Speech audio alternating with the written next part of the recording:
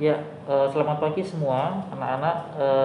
Seperti yang Pak Yones sampaikan, silakan nanti sebentar kalian simak materi yang akan Pak Yones sampaikan mengenai aransemen lagu untuk kelompok vokal. Pak Yones tidak akan lama, hanya mau menyampaikan bahwa aransemen lagu untuk kelompok vokal ini cenderung memang bagaimana kita diminta untuk mengaransemen atau mengubah sebuah melodi lagu ke dalam beberapa bentuk suara sehingga bisa dipakai untuk eh, bernyanyi dalam bentuk kelompok atau kelompok vokal. Nah, tentunya pembagian suara-suara di sini memang ya harus berbeda ya antara suara satu dengan suara yang lainnya.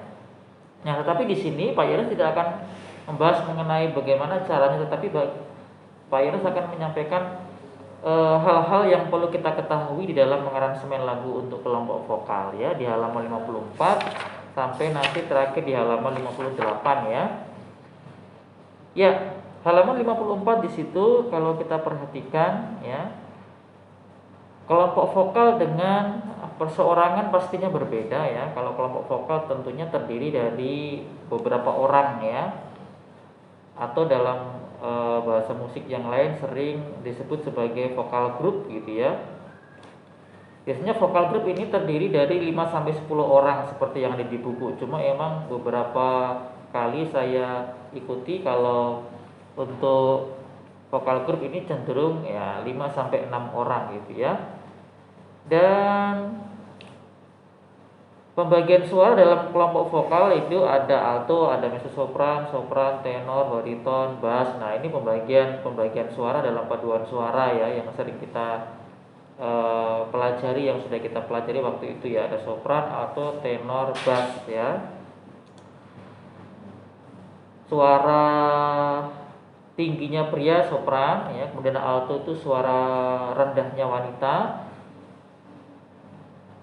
Kemudian maaf, sopran itu suara tingginya wanita, alto suara rendahnya wanita, kemudian tenor itu suara tingginya pria, dan bass ini suara rendahnya pria ya. Paduan suara dipimpin oleh seorang dirijen yang biasanya juga disebut sebagai pelatih ya. Adapun kelompok vokal tidak dipimpin oleh dirijen. Nah, kalau untuk paduan suara biasanya emang dipimpin oleh seorang dirijen. Karena paduan suara ini lebih mengedepankan bagaimana mengharmonisasikan sebuah kelompok vokal yang besar, dalam arti jumlah pesertanya banyak ya, sehingga diperlukan dirijen untuk memimpin paduan suara tersebut. Tetapi dalam kelompok vokal atau vokal group ini tidak ada dirijennya. Kelompok vokal memiliki kebebasan dalam proses pengembangan melodi ya. Jadi untuk kelompok vokal atau vokal group ini memang lebih memiliki kebebasan di dalam mengembangkan aransemen yang ada. Nah, ada beberapa hal-hal yang perlu kita ketahui dalam sebuah kelompok vokal itu halaman 55. Ada beberapa istilah-istilah yang bisa kita pelajari ya. Ada yang namanya lead vokalis ya. Jadi lead vokalis itu penyanyi berperan sebagai pemimpin kelompok ya. Penyanyi berperan sebagai pemimpin kelompok sekaligus bertanggung jawab untuk menyanyikan lagu dengan nada yang paling tinggi dari penyanyi lain ya. Jadi lead vokalis ini kemampuan vokal tekniknya harus benar-benar baik sekali ya, terutama untuk menyanyikan lagu dengan nada yang paling tinggi dari penyanyi lainnya. Kemudian ada main vokalis ya, penyanyi dengan jangkauan nada yang sedang. Biasanya penyanyi ini memiliki bagian terbanyak untuk menyanyikan lagu. Ada subvokalis, yaitu penyanyi dengan jangkauan nada satu tingkat di bawah penyanyi yang berperan main vokalis. Nah, ada 1 sampai 7 saya yakin sekali kalau kamu baca tidak ada kendala sebenarnya ya. Inilah hal-hal yang bisa kita pelajari dari pembagian pengelompokan tugas dalam kelompok vokal ya. Meskipun memang terkadang hal-hal seperti ini enggak atau diabaikan gitu ya. Kemudian ada beberapa hal lagi yang perlu Pak Yones sampaikan ya. Halaman 55 ya, penyampaian aransemen, arranger harus memperhatikan beberapa hal berikut ya. Penyampaian makna melalui melodi tidak hanya secara lahiriah tetapi juga dengan hati ya. Ketika kita mengaransemen lagu harus benar-benar kita rasakan ya, harus benar-benar kita buat dengan seindah mungkin. Tentunya untuk membuat seindah mungkin itu melibatkan perasaan juga kita ya. Jika melakukan aransemen vokal, perhatikanlah latihan batas vokal untuk mengejar kunci nada yang sesuai dengan instrumen iringan ya.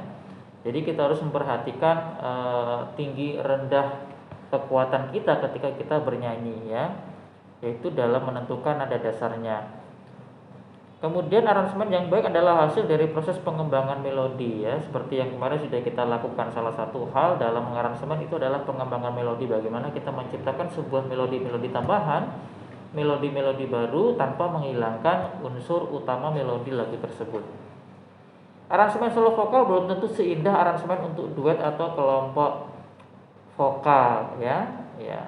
Jadi ini memang bisa saja terjadi ya, belum tentu aransemen untuk solo vokal ini seindah aransemen untuk duet atau kelompok ya, karena aransemen solo vokal ya tentunya hanya satu suara. Kalau aransemen untuk kelompok atau duet kan sudah bisa terbagi-bagi ke dalam beberapa suara, dan tentunya itu akan memperindah nada yang dihasilkan. Ya, halaman 55 di situ ada wilayah suara, yaitu batas suara yang dicapai manusia. Ya, wilayah suara itu batas kemampuan kita menentukan tinggi rendahnya suara kita bisa tercapai. Warna suara ya, ada suara dada, suara tengah, suara kepala ya. Nah, suara dada di sini menciptakan suasana yang lembut ya, menenangkan gitu ya, menenangkan. Cenderung ini energi yang dikeluarkan itu tidak terlalu frontal, artinya tidak terlalu berlebihan gitu ya, sehingga menimbulkan suasana yang menenangkan gitu ya. Dan kontrol volume suaranya biasanya tidak terlalu keras.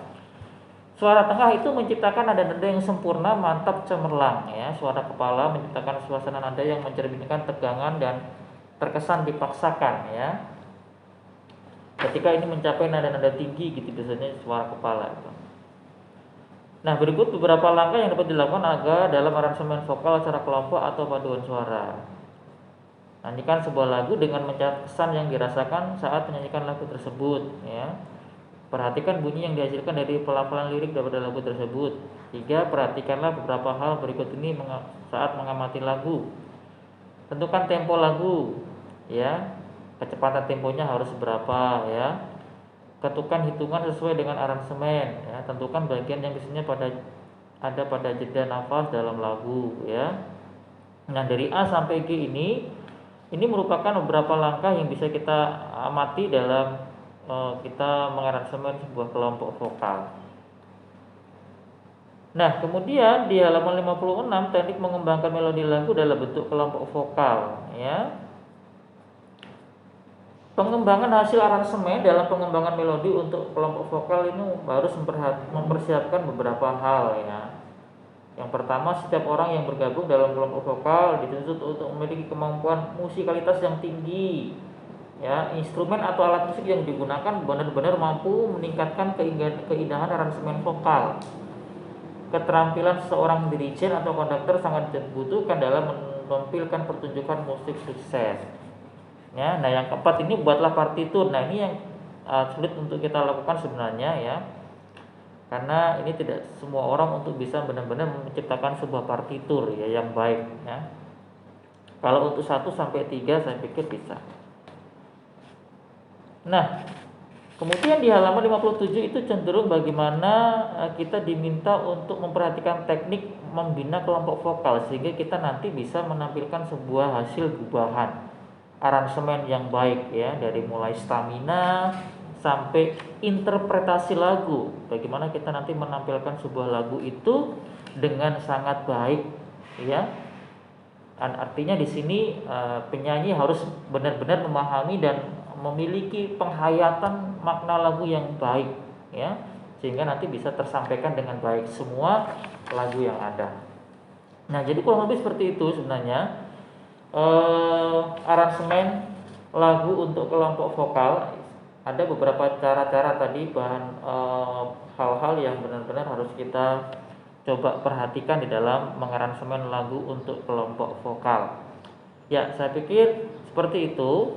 Nah, cara yang paling sederhana kemarin ya langsung saja kita tentukan suara satu dalam sebuah lagu kan sudah ada. Nah, kemudian bagaimana kita menentukan suara duanya, bagaimana kita menentukan suara tiganya, seperti itu.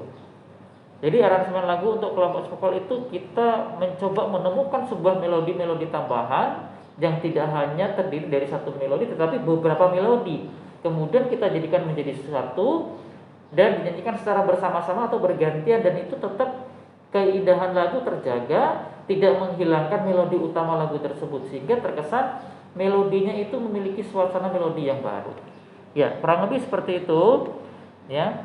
Tujuan dari kita mengaransemen sebuah lagu untuk kelompok vokal, menjadikan lagu yang ada semakin memiliki keindahan nada yang lain ya, seperti itu. Ya, saya pikir itu. Setelah kamu menyaksikan sedikit materi ini, tentunya saya yakin sekali kamu sudah membaca ya, sudah membaca bahan-bahan PH hari ini ya. Jadi silakan setelah selesai menonton materi ini, silakan kalian mengerjakan soal yang sudah Pak Yohanes berikan. Saya pikir seperti itu. Selamat pagi, selamat siang untuk kita semua. Selamat mengerjakan soal-soal dengan baik. Tuhan Yesus memberkati.